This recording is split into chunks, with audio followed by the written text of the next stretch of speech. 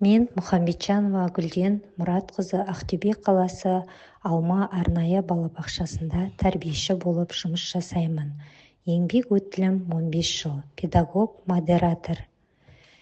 Мен үшін тәрбиеші болу жай ғана мамандық емес, бұл менің өмірлік ұстанымым.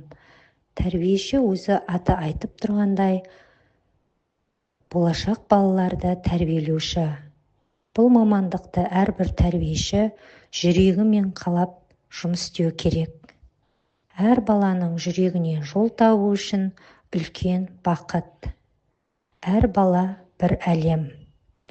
Олармен бірге ойнап, күліп, балаша аралассаң, олардың ойын жақын түсінесің.